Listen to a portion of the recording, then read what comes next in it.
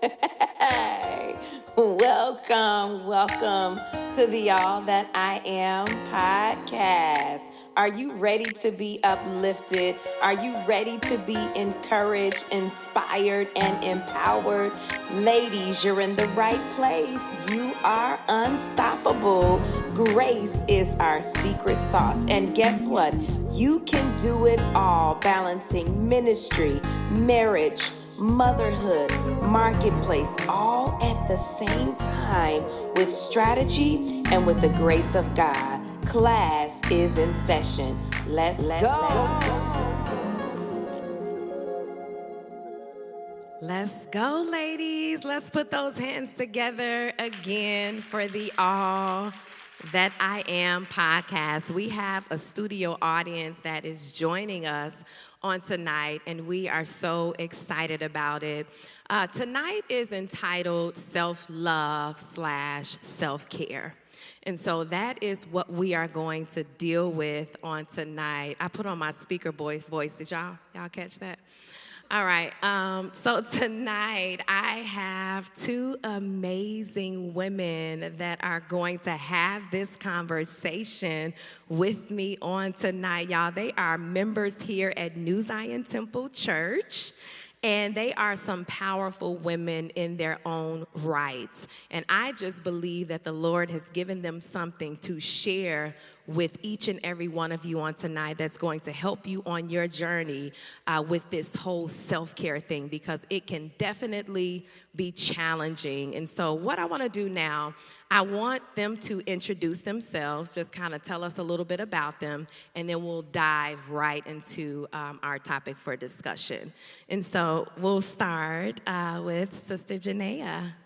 Hey everybody, I'm Sister Janaea, and 32 years young, recently graduated with my bachelor's in business admin, concentrated in finance, and I'm now venturing into the field of clinical mental health counseling, more so because I love helping people figure it out, helping people with the hard thing. In my opinion, things like finance and mental are some of the hardest battles we fight because it's you against you. When you go through a lot of mental issues, it's not a lot anybody else can do except God. And so for me, I always love talking to my friends, always love helping them figure out, them helping me figure stuff out. And so again, God began to show me how it was going to work in purpose, and He led me to mental health counseling. That's me. Awesome. Y'all can clap for that. Hi, everyone. I am Kaylin. By profession, I am a marriage and family therapist where I primarily work with couples. In my therapy work, I also spend a lot of time working with women of color, especially within the ages of 22 to like 35. I guess I should say how old I am, too. Y'all want to take a guess? I'm just playing. I am 33. I will be 34 in June. So yes, by profession, I'm a therapist. I am also a self-proclaimed self-love enthusiast, and I will share that journey with you soon in this conversation. I have found that working with women specifically and kind of helping empower through self-love has kind of been a journey for me. Kind of working with them, I'm working with myself. So that's kind of my bread and butter right now. So I'm happy to be here, and thank you for trusting me with this. I love it. Let's give it up for them, y'all. I love it. I'm excited to hear what they're going to share with us. So just to kick off the conversation as it relates to self-love and self-care, I want to start out by saying this. We all deserve to be loved. I say this often. I say this, a whole lot. We all deserve to be loved well, right? We all deserve to be loved, and not only to be loved, but we all deserve to be loved well. And when I say that, I want you to keep in mind that in order for this to actually happen, it starts with ourselves. It starts with us loving us first, right? And so that's what we're going to talk about, because we just got out of Valentine's Day, and of course, that's the love holiday where people are with their spouses, their significant other, those that are close to them, those that are near and dear to them, and we desire that love as human beings. We yearn for that love, and oftentimes during holidays like that, those that feel like they don't have that special someone can oftentimes feel that they don't have that love. And so I want to dispel that myth, because even if you don't have that love from a special someone, of course, first and foremost, you have that love from Jesus Christ, number one. But then also after that, you have to know how to love yourself, and to love yourself how? Well.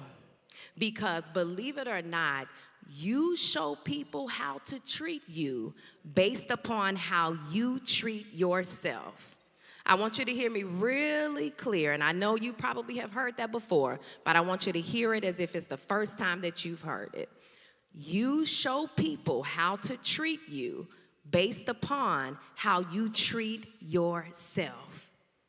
To my single ladies, those of you that may be dating someone, you treat yourself well. You take yourself and get a manicure and a pedicure and get your hair done, and whatever that self-love, that self-care means to you, you have to treat yourself well. And guess what? When a man comes along, I can't come no shorter than what you already doing, because you're already treating yourself well, and they can see that.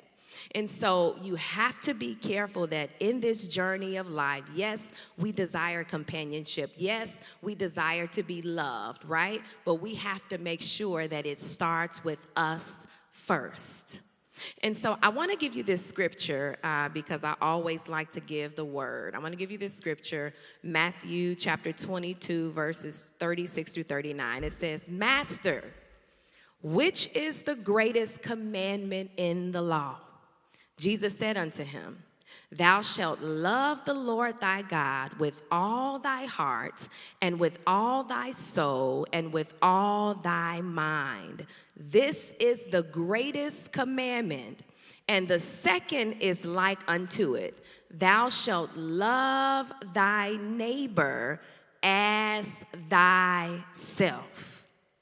So you can't even effectively love your neighbor if you don't effectively love yourself.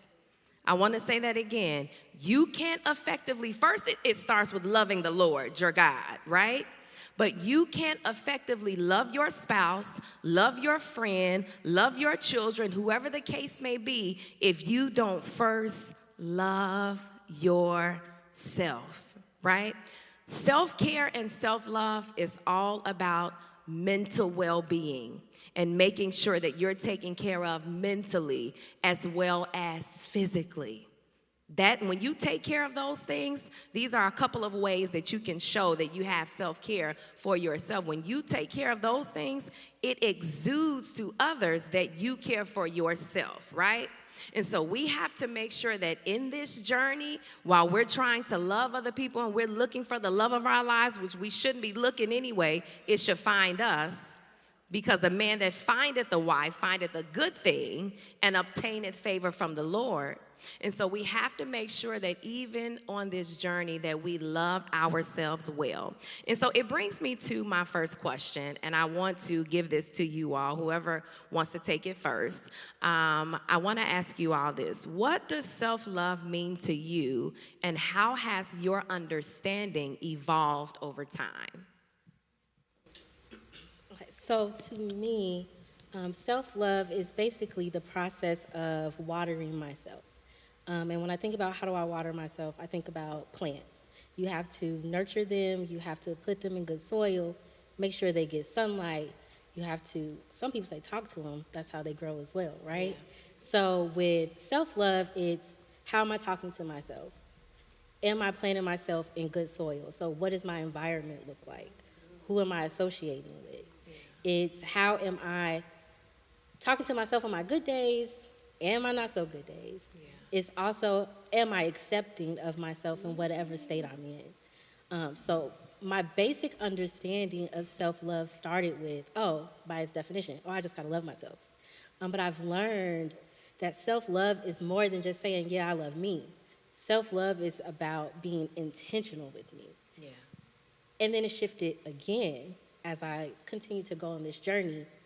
Self-love is my birthright. And I've learned that Genesis 1:27 tells us that we're made in his image. Yeah. And because I'm in his image, I'm valuable by default. I'm lovable That's by default. good. And that's kind of where I am. Valuable by default. It's my birthright. I love it. I love it. You want to weigh in on that? Good. Yeah, for me, I believe self-care, I think it's me coming into the know of who I am from God's perspective, and then learning to love her in totality. Just learning to love that person wholly. And when I talk about God's perspective, I'm not just talking about the good that he sees in me. God is omniscient. That means he's all-knowing. So he knows all of me, the good, the bad, the flawless, and the not so favorable. Yeah. So with that, for him to still love me how he does and see me as worth something so much as giving me a day these last 32 years of life, for him to choose me, it speaks to me, and it allows me to want to love myself as he do. We should be more like Christ. So if I'm mirroring him, I need to love me how he loves me, and not seeing it from my eyes even, because sometimes we can be so critical with ourselves, and sometimes we can allow other people to label us. So I'm yet growing into a place where I see me how he sees me. Not perfect, but I'm perfect in him. It's in him that I am. So as I'm becoming, I'm coming into the know, and then knowing that, learning God and trusting what he says about me allows me to come into the know of who I am as I mature year after year, day after day. I love that. I love that. You said something, the both of you said something that I want to kind of pull out. Now we're kind of going off script a little bit. But the both of you said something, and what kind of went up in my mind was self-acceptance. Because we can be so critical of ourselves, right? And one of the characteristics of self-love and self-care is self-acceptance. And so many times we can go through things in life. We may have those, we all have those imperfections. We all have those, proclivities, things about ourselves that we may not like or that we want to change. Talk to me a little bit about, and both of you don't have to answer this, just one of you. But talk to me a little bit about self-acceptance. Like, was there ever a point in your life where you did not accept something about yourself, and it made it difficult for you to actually love yourself? Absolutely. And I want to add something to it, too. With self-acceptance, I learned that there's also a process of self-awareness that you have to go through. Because, again, we take these definitions and we just say, I accept me for who I am. Cool, I'm great. But that self-awareness comes in with, I'm not always the best person. Yeah, I'm giving. Yeah, I'm kind. But I can also have an attitude sometimes. I can be a little grumpy. I can be a little standoffish sometimes. I can be a little anxious. And that can come off as me being, distant or mean or rude. So that self-acceptance kind of, for me, it was like, I don't like these things about me. But I think it was Bishop. Actually, he preached a sermon, and he talked about how we get the best and the not-so-great parts from both of our parents. And in that sermon, I thought about, okay, who am I? My parents make me me. So the things that I love about them, the things that kind of get on my nerves a little bit, sorry, Mom, that's what makes me me. And I'm still okay with that. I'm not a bad person because I have these flaws, like you were saying. But that process for me was coming into that self-awareness to say, okay, I know these things about me. These things are true. I'm not avoiding this truth anymore. And now that I can stand in my truth and know that there are good parts to me, there are not great parts to me, I can accept all of me because that's just who I am. Yeah. Self-awareness is truly, y'all can clap, yep. Self-awareness is truly a lost art. If we could be honest, most of us don't really like to look at ourselves. We don't like to really examine ourselves, right? And pull ourselves apart and criticize ourselves in a healthy way. In a healthy way. We should all look at ourselves, look in the mirror, because when you do that, sometimes you come to the realization that everybody is not lying on me, right? Because oftentimes we can go through life and we think everybody's hating on us, everybody's lying on us, and they're really trying to help you, right? And so if you're not self-aware and you don't look at yourself and you're viewing help as hate, you can push people away that have been sent to help you. And so you have to make sure that you're doing your due diligence as you are becoming more self-aware, that you look at yourself and you really be honest with yourself. And you tell yourself the hard truths, the things that you don't want to hear, the things that hurt when you say it. But it needs to be said because it's going to help you. It'll hurt you first, but ultimately it's going to help you. So you have to be real and you have to be honest with yourself. And while we're talking about different components of self-love, I want to just kind of talk a little bit about positive self-talk. And the only reason I want to talk about this is because as I was walking by one of the tables, one of the ladies mentioned this, and it really, really hit home for me because I had gone through a season where there was a bunch of negative self-talk in my mind. It wasn't necessarily people, but it was me. You know, we can be our worst enemy. Yes, we can. And the Lord had to tell me that year, are you ready to get out of your own way? Are you ready to get out of your own way? Because it's not people stopping you necessarily, it's you. And so I want you all to talk to us about, and I'll give this to you, Sister Janaea, about positive self-talk. Why is that so important? And then the contrary, why is that so dangerous? Of course. So first I'll say, I believe that learning how to, be coming into the know of, like learning how to affirm yourself, I believe it's a learned behavior. I don't think that's something that you just come out of the womb like knowing how to do. But I do also believe that it can be cultivated depending on the environment that you come from. Some people come from a family where they got affirmed a lot. So as they grew older, it was something they already knew. But then you have others who didn't get that as much. And then as you go through life, as you grow and as you mature, that's something you have to learn yourself. But it comes with a lot of hard hits. It comes with a lot of not knowing who you are or not liking what you see in the mirror to get to that place. Like you have to go through to get to that place.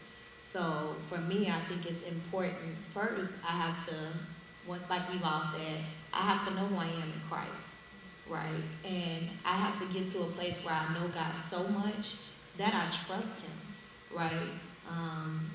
I remember when I was notating and kind of praying about a lot of what to say, I was thinking about just coming into the know of really knowing God, but so much so. It's a difference in me knowing God and really trusting Him. Yeah. Right. Sometimes we can get to such a place where we're just pulled under from negative self-talk, from whether it's other people or ourselves. And then for some of us, I think a lot of women, a lot of times, we're overthinkers. So we will think ourselves into a hole. And for me, when I think myself into a hard place, it's not going to take much, it's not going to be much anybody can do but God to pull me out. You can say everything you want to say, and I will appreciate it to my depth, but just for me, it takes God pulling me out. So I think it's important because you'll put yourself in a hole. And it's important because life and death is in the power of the tongue, is what the word tells us. Yeah. So if I'm speaking negatively, then it's going to come back into me, and that's what I'm going to feel, that's what I'm going to portray, that's how I'm going to move, that's the energy I'm going to give. But if I'm speaking positively to myself, then I'll walk in that. And then positivity and loving yourself is attractive. So you never know what you just walking in positivity and walking in the woman that you are. You never know who that's gonna help. There's purpose even in you just being you. There's a purpose in that. Somebody needs what you have, and you have to know you enough to know that. When you get to those dark places, you have to learn how to affirm yourself and also do it with the Word of God, because it's life in the Word of God. It's not just about, and then for me, I love stuff like music, right? I love good feel-good music that has good words. And for me, to be honest, it's not just gospel. It's nothing, that's unrighteous or anything like that. But some songs just make you feel good. They make you feel pumped. And so it's stuff like that that kind of does it for me. Like God kind of speaks through music at times for me, whatever. So I think that's why it's important, because you never know what that's going to do for someone else. And then the negative effects of it, like I said, you can drown yourself in your own thoughts and your own negativity. And you're much more deserving than that. And you have to know that and speak that. It's not enough to just know it in yourself, but speak that. And even in that, speak it to someone else. You never know what your positivity, your voice is gonna do for someone else. You can be the difference in them being on a bridge and going off the bridge. And people use some of that stuff so cliche-ish, but it's so real. People are killing themselves, and you never know what your encounter is going to do for them. But I can't do it for you if I'm not okay. Yeah. I can't pour from an empty cup, right? I can't be who you need me to be and you don't even see it in me. That's somebody coming to you, they're broken and trying to tell you how to be fixed. Although I appreciate it now, sis, I need you to fix you first, because you're your best advertisement. Right? So if I don't see you walking and living in it, how are you going to convince me? And so that's why I feel it's important, because someone else will need it. That was good. I told y'all that was good. And you said something that was so profound. When you think of negative self-talk, the opposite of positive self-talk, I do believe that it is a learned behavior. Because I think oftentimes when you grow up in households and you hear certain things, or maybe a group of people that you're around and you hear certain things, and even as faith cometh by hearing and hearing by the word of God, I also believe that fear comes by hearing, doubt comes by hearing, and before you even know it, you've spoken those negative things in your mind, or you've allowed people. You have to be careful with who you allow to speak into you, with who you allow in your space, because you'll be wondering why you're feeling a certain way and don't even realize it's something that they planted in your spirit when you're around them. And so you have to be careful not only with what you're planting within your spirit, but with those people that are around you, because your circle matters. Your circle matters. And sometimes you can be in relationships and friendships where they have the crab mentality, where they're okay with you as long as you're on the same level as them.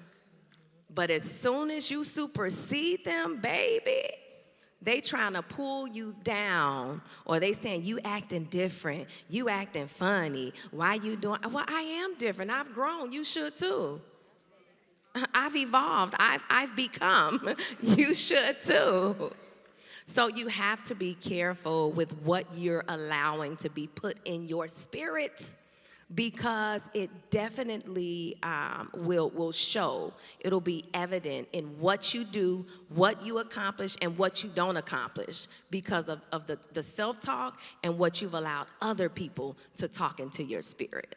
And so you have to be careful and mindful of that. We can't be so, desperate where we just are allowing anybody to be around us and speak anything to us, or we're fearful to say something and speak up to this person. We all got that one negative person in the family that always got something negative to say. All right, it's okay to say it in a respectful way. I don't want to hear that today. That's not my story. Don't speak that. I'm real quick to say, don't speak that over my life. You got to stop some things right in the track. Don't speak that over my life. I don't receive that. I don't. But everybody is not okay with speaking up like that. But you have to stop certain things because it'll begin to plant seeds in your spirit, and then it'll grow. And you'll be wondering why you're here, why you're doing this, why you're so doubtful, why you feel this way. And it's not just because of what you said, but it's what you heard other people say. And then sometimes you believe what you hear other people say. So you got to be careful. That's all a part of self-care. And so I want to give it to you, Kaylin. Can you share a moment or an experience? And I think this is perfect for you on your journey of self-care. What did you say? You said that you are the self-care? Self-love enthusiast. Self-love enthusiast. I like that. Very Okay. enthusiastic about loving myself. I love it, yes. And so I want you to share a moment or experience that significantly impacted your journey towards self-love. How much time we got? Okay. No, I'm just playing. I'm gonna make it quick. I'm gonna make it quick. So this is 2025. So 2023, right? Yeah. June 27th, 2023. Keynote, my birthday is June 28th, okay? June 27th, my man dumped me. I mean, I was down bad, like Mary J. Blige. I ain't gonna cry, but I was definitely crying. I had a birthday party. I was crying at my party. Like, I cannot believe he left me.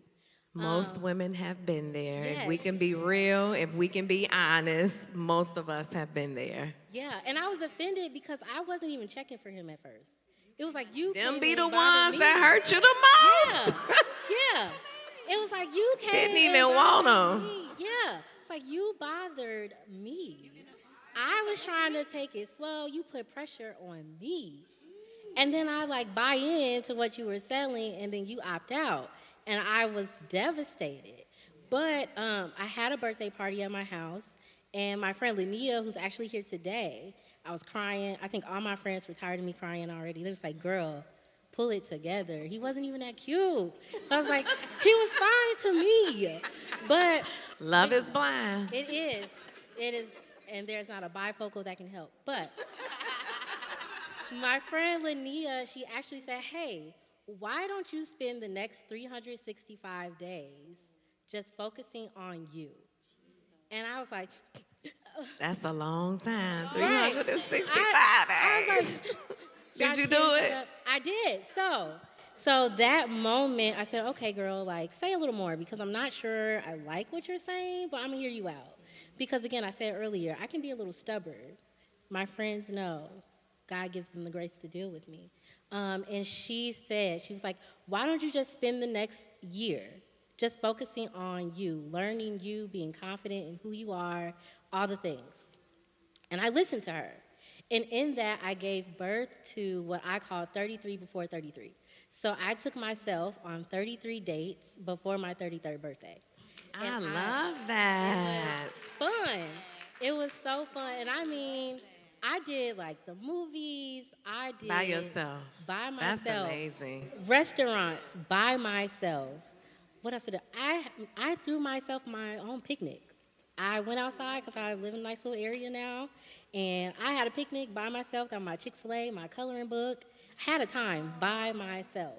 And during that process, I asked myself those hard questions, like, okay, the easy ones, what do you love about yourself? What are the good things that you know? But I also asked myself those hard questions, like, what are the things you're afraid to admit to yourself?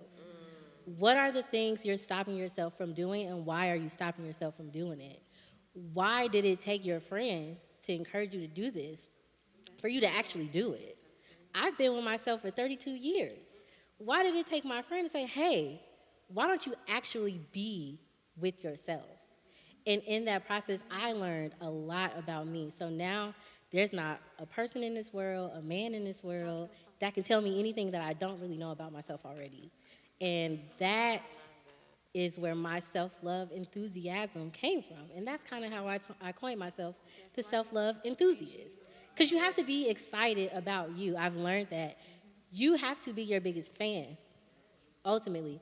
Nobody's funnier than me. Nobody's smarter than me. Of course they are, like, technically. But in my mind, like, I'm that girl. I'm that girl. And life will, like, try to knock you down and make you forget. that you're that girl, but when you spend time reconnecting with yourself, and that's what I've had to do, is like, okay, I'm feeling disconnected. I'm not really feeling like I'm that girl today. Let me do something with me to remind myself, like, no, you're good with you, and I'm still that girl. Yeah. That's good. Wait a minute. I gotta go back to this. So you had a picnic with yourself. I sure did. You sat down and you ate with I yourself. sure did. Do I have any women in the room that has ever done any of I love it. Yes. I love it. And if I could be honest, I've done it as well. And in the beginning, did it ever feel awkward to you? Absolutely. In my mind, I thought everybody was Don't tell staring me at you imagine somebody was there. No. Okay. No, that is what I would call delusional. Yes. Have not crossed that territory. No, but in my mind, I started the process and I thought, like, oh my God, these people are looking at me. They probably feel bad for me because I'm by myself. And I'm going to tell you, Yeah, though, they don't like, care. we were out and it is just like people, and you got to catch yourself because we saw a lady and she was there and it was like a couple days after Valentine's Day. And we felt sorry for her. And now that you're saying that, I didn't even think about the times that I had gone out by myself.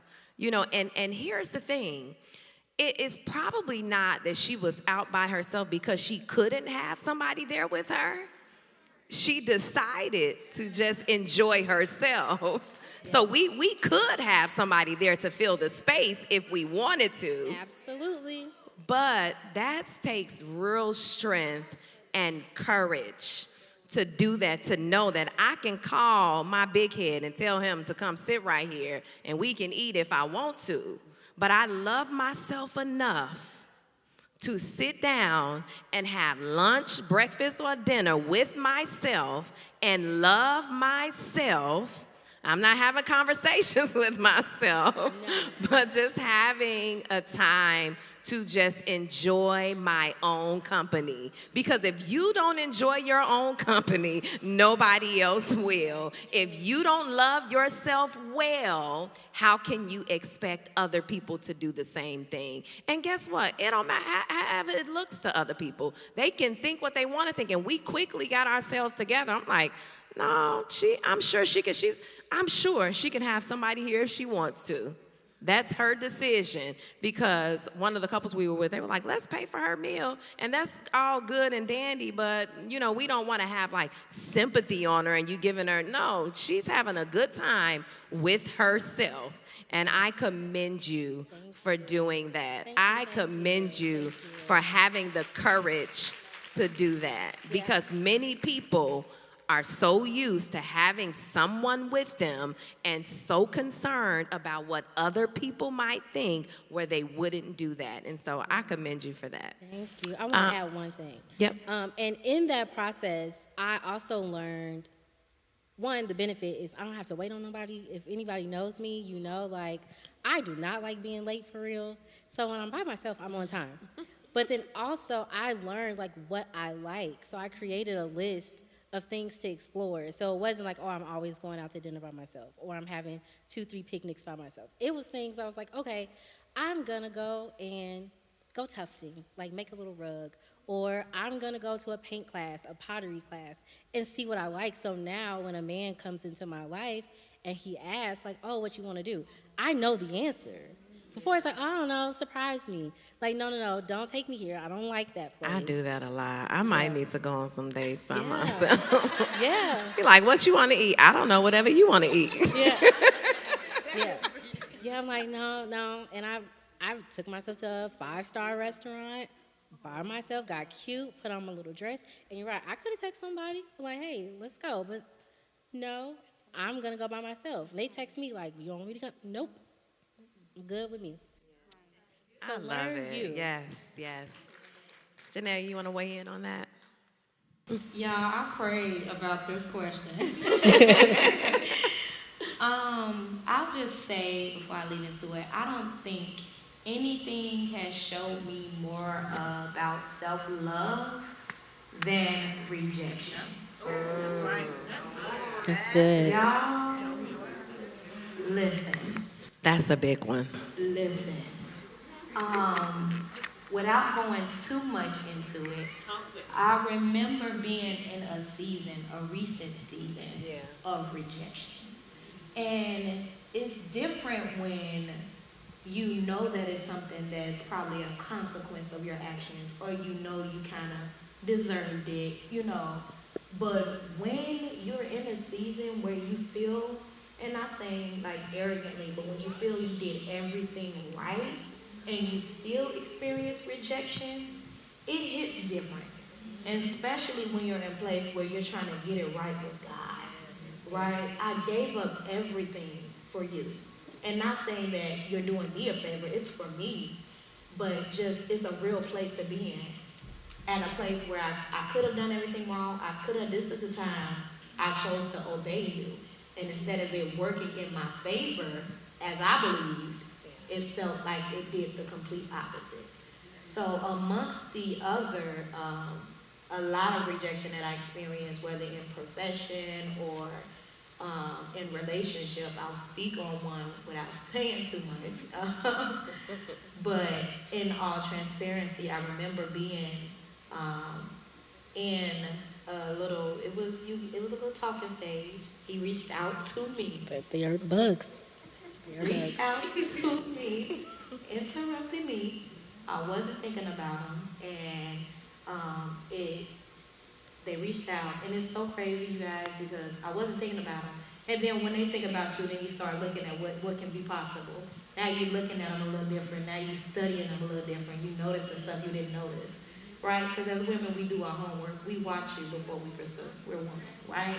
So he reached out, and we, agreed to kind of get to know each other. It was real cool. Everything was smooth. Nothing was too pressure. And I'm telling y'all, from the time they reached out, I promise y'all, I never did it before. I actually prayed about this, right? About a relationship or going out on a date? About just a relationship, or for lack of a better term, and not so much as Lord, let this be right, but it was more of a sincere prayer. It was different for me because I've never done that before, and I don't know if it's because I desired and I really seen this one going somewhere, but I immediately, before reaching back out or anything, I immediately prayed. And I really asked God, like, if this is right, don't allow this relationship to be a distraction to him. I didn't pray for myself. I prayed for him. And I feel like now that I'm saying it didn't kind of work out, like, what if God was answering that? But why would I pray that? Right? So everything just, I don't want to be too long-winded, but everything was smooth. Everything felt organic. Everything seemed to be going well. Then out of nowhere, it shifted, right? And the same, it broke me. And not, I don't know, like when it's something that when you're really rooting for it, it hits a little different, right? And especially, like I said, I'm already in this place where I had to deal with other rejection and feeling like I've done everything right? So this one, on top of everything else, hit differently, right? On top of all the other rejection that I'm having to go to God about, this comes up in a place where I felt like it was being okay, it was safe, opening up, and then out of nowhere immediately, it shifted. And not that it was super rude or anything like that, it wasn't a big fallout, but because I had never experienced it at this level, it did something for me. Because a lot of times, oftentimes, as women, we know we got it all figured out. We got it all figured out until it's us, right? I can give this type of advice. I can help somebody through this. But when it's you, it's a little different, right? So I never experienced it on this level. And I think a lot of times, too, because most women, we're not the pursuer, right? So I've never had to pursue somebody and get rejected or anything like that. But for it to go wrong, and I felt like I done everything right, it hurt, and so I had to sit with myself first and deal with the hurt first, right? I had to sit with what happened, and then as women, like I said, we're critical. So I feel like oftentimes, a lot of us, not everybody, but oftentimes a lot of us, we immediately go to, what did I do wrong? Could I have been nicer? Should I have made him chase me a little harder? Should I have, should I have done something wrong? Should I have been like this? Or maybe this wasn't what he wanted. Like we get unsettled and we immediately think it's us. But I remember, and this kind of shifted the whole rejection thing for me. I'm sitting with it and I'm praying to God about it, just on a sense of helping me to get through this, helping me to disconnect if it's and move in grace. I don't want to be bitter. I don't want to be angry. And me praying to God, it's like it kind of went off like a light bulb for me. And sometimes I feel like when you're in God and he gives you something, it's so magnetized at the time, it's so magnified. But it was so real for me. And he said, yeah, you said you did everything right. And, I may agree that you did everything right. And with you knowing that, what if this time I was protecting you? Right? What if this time I did that because I was rooting for you? What if I felt that you deserved better? You're looking at it as if you were bad for him or you wasn't what he wanted. What if just this time I was protecting you? You did do everything right. So what if this time it was because I seen your genuineness, I seen your heart, and this time, what if it was you I was looking out for? I know it hurt, and I know it broke you, but what if this time I had your back? And not saying doesn't have anybody else's back, but that's just literally how it gave it to me. And that shifted something for me. Because for me personally, I am a critical person on me. I'm never the one looking to blame anyone else. I'm always trying to, and not to say it like that, but I am. I'm always trying to figure out, what did I do wrong? What look did I have? What action did I do? I'm always looking at me first. And so it was big for me for God to tell me that. What if this time I was looking out for you? That's right? Good. And that shifted it for me. Yeah. Let's clap right there some more. I want us to clap for the rejection that each of us have experienced in our lives. Let's clap for the rejection, because even as she said, and it is so very true, that rejection oftentimes is God's way of protecting us and redirecting us, because sometimes we're not strong enough to close that door on our own. And so he has to allow that other person, that other thing, that job to close the door for us, to reject us. But it's really to get us to go in the right direction, where he's looking and saying, that's not where I want you. And so, yes, it may hurt because you feel like this is what you want right now, because we can't see beyond our right now. Right? But God sees our future, and everybody that's in your present, they can't go to where the Lord is taking you. And so you have to be okay with rejection, and you have to remind yourself that this is nothing but the protection of the Lord, and this is nothing but his direction. He's redirecting me to the right path in the right way. But if we could be honest, when we go through rejection, when we're experiencing it, when we're there in the midst of it, if we can think back, it sometimes can cause us to have, it can contort our sense of self-worth, our perception of ourselves, right? Because we begin to do things like you said, what's wrong with me? It's nothing wrong with you. That just wasn't for you. That wasn't the season for you to have that, to do that. And so I had to cause them to reject you. And it hurt. The pain hurt now. But you're going to be grateful for it later. Just think about some of the situations, some of the relationships that you would still be in today if there was no rejection. Just think about who you would have married. Come on. Think about who you would have married. Listen, if that rejection was not there, it really is God's direction. Most times, it really is God's direction and his protection. And sometimes we have to encourage ourselves when we're in the midst of it, because it does hurt.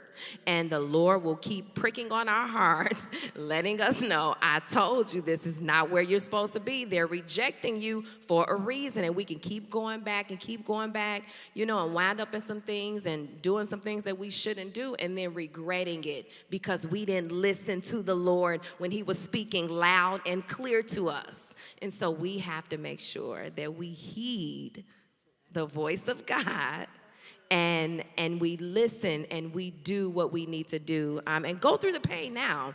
Because I always say the pain now is not going to be as bad 10 years from now. If you stay in that thing and then y'all got 10 years in the game and then, you're going through the pain, it's going to hurt more. And so listen to God. Listen to what the Lord is speaking to you. And if somebody is rejecting you, if something is rejecting you, then it's because there is something greater and something better that the Lord has in store for you. But you have to trust and know that there is greater on the other side of this rejection. Can I say one thing? Mm-hmm. It's just, I don't know if you all have heard the song, but it's a song by Marvin Sapp. I'm sorry. It's a song by Marvin Sapp. And a little bit of the lyrics it says is, if the hurt is worth the price of what I lost, how kind of God. Yeah. Like, if this little bit of hurt, only what you allow me to feel, and it seems big to us, yeah. But if this little bit of hurt is worth all that I've lost or all that I could lost staying in this, then God, how kind of you, yeah. Right? And then I remember one of the elders of our church, Sister Letitia Morris, she did a live a while back, and she was talking about, can God trust you to love? It has to be one of my favorites to this day. And she was mentioning, she said, and if I have to suffer to get to where God has for me, then let the tears fall. Yeah. If I have to cry, if I have to hurt to get to what you deserve, what I deserve from you, then let the tears fall. And it tore me up. Like, because so we don't want to hurt. We don't want to go through, right? But when you think about the kind of God you serve, the kind of Father, my tears get his attention, yeah, is what she mentioned, right? He knows every hair, every inch of my being. Yeah, he knows, he counts the hairs. So if someone like that allowed this, you got to know that it's something greater than this, right?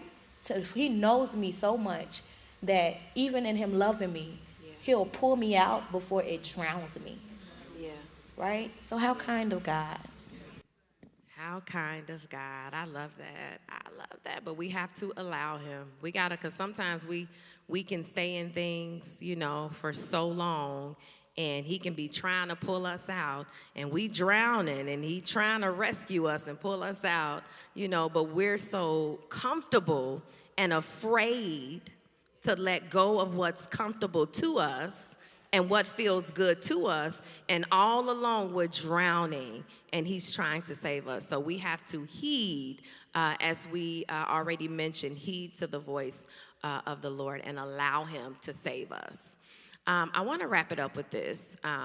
In what ways do you both believe that self-love influences one's relationships with others? I mean, the obvious answer is like, oh, if I can't be a friend to me, I can't be a friend to somebody else. But in my journey of self-love and in my journey of friendship, what I've learned is that friendship also starts with me, and that's with me being honest with myself, setting boundaries with myself, communicating with myself, not talking to myself, but communicating with myself, processing like, let me sit with these feelings. Why are these feelings coming up for me? And then offering that in my friendships as well. Yeah. What we miss in friendships, and you say it all the time, faithful are the wounds of a friend. And I used to be like, what does she mean by that? Like, why is she always saying that? But it wasn't until like I got good soil where that made sense. Yeah. And that also made sense because I started that with me. Yeah. So how you feel about yourself, how you show up for yourself, you show up for your friends like that too. We have this idea that, oh, okay, I can show up for people better than I can show up for me sometimes. And as women, we do that. We give our all to people, and then we give what's left to us. But really, if we're always giving on empty, what are we really giving to the people in our life? So I've learned that it has to start with me. I have to pour in my cup. I think you said it earlier. You can't pour from an empty cup. You weren't meant to pour from your cup at all. People get your overflow. And that's what I had to learn.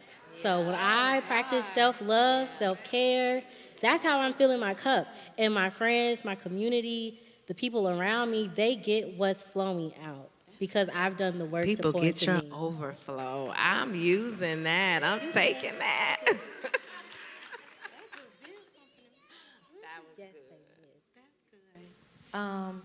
And I think for me, it's simply kind of what you talked about, lady, when you talked about self-love. You teach people how to treat you.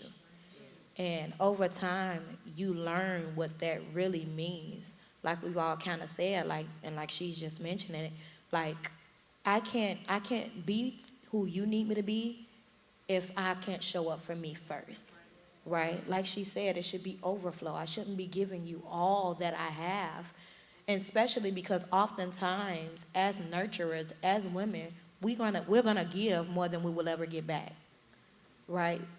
And then in our relationships, some of us are just meant to give more than we get. So you even got to get to a place where you're okay with being the giver, but not at the expense of you, right? I got to give so much where I'm not putting myself on empty, right? And like she said, boundaries are a part of self-love for me. And even boundaries with myself. I think some of the ladies and I were at the table and we were talking about some things about that you do in self-love, and my mom mentioned it, setting healthy boundaries, and not even for everyone else, but for myself. I have to learn my capacity. Someone said that a while back, and capacity has never left me, because you got to know what you can handle and what you just can't. Some stuff is not my assignment to carry, and I have to understand that. Sometimes it's just not my burden to carry. Cast all your cares on him, for he cares for you. But that even goes within relationships. You have to know what you're able to handle in your relationships and what you can't, and you have to be able to have that honest conversation. And you got to have a community that's willing to hear you and support that, because everybody's not going to get it.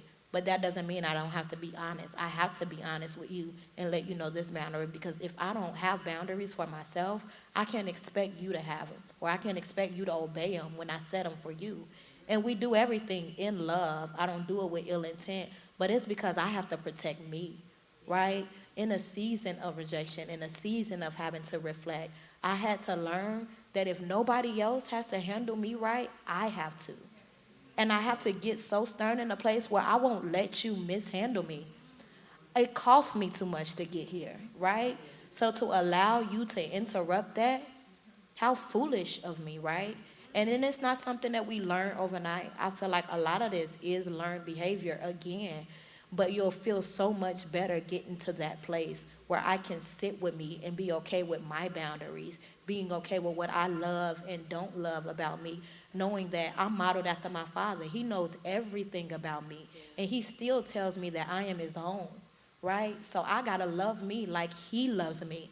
And then I remember Bishop had talked about a love series, and he had talked about if you get so caught up in loving God, he'll show you how to love people. Because you do it to a T where I'm not even loving you for you. I want to love you because it's pleasing to him, right? Because I can be mean to you. I can do what I want to do to you. But at the end of the day, when it's all said and done, he's not going to ask me what you did for me to react. He's going to ask me what I did. And I have to take an account for that, right? I have to answer for that, right? And above anything else, I don't want to get it wrong with him. More than wanting to oppress you, more than wanting to be what you want me to be, I don't want to get it wrong with him. I just love him too much. He's been too kind for me to mishandle him. Yeah. Right? I don't want to get it wrong with him. So that's for me. Amen. I want you all to think about, church talk as we close. I want each of you all to think about right now in this moment, I want you to think about some of the last few decisions that you've made. Think about some decisions that you've made in your life. Right now, presently, this isn't rhetorical. I want you to really take this moment and think about some decisions that you made today, you made yesterday, you may have made last week. And I want you to answer the question to yourself. Did your decisions exemplify self-love? I want you to think about some of the things that you allowed. I want you to think about the times where you may have or may have not prioritized you and your well-being. When was the last time you prioritized yourself? Do I have any mothers in the room? Mothers in the room, wives in the room. We have so many, and not to say that single women don't have responsibilities, because they do, but our responsibilities are a little different. We have so many different responsibilities, so many things pulling on us and people pulling on us. And even as the both of them have already said, you cannot continue to pour from an empty well. I want you to think about, because sometimes we don't stop and think about us. Sometimes we don't stop and think about the decisions that we've made. Think about some of the decisions that you made, and what did it show other people? Did it show other people that you really care about yourself? Because we show people and tell people more than we think we do. By some of the decisions that we make, we show people how much we really love ourselves or the lack thereof, or how much respect we have for ourselves or the lack thereof. We show people more than we believe it, more than we recognize it, and we show ourselves. So I want you to think about some decisions that you've made today, yesterday, last week, whenever. Did it exemplify self-love and self-care? Or are you always on the back burner, right? Because there is such a thing as guilt, where we feel guilty prioritizing ourselves sometimes. Now, of course, when you have other responsibilities, you have to use discernment. You have to know when to do, what to do, how to do. But you shouldn't always be the last on the totem pole. So think about, my singles, in these relationships, some decisions that you've made, some things that you've allowed. What did that show about you? Because it's showing something, whether you believe it or not. Whether you pay attention to it or not, it's showing something. Something on the inside of you is crying out by the decisions that you make.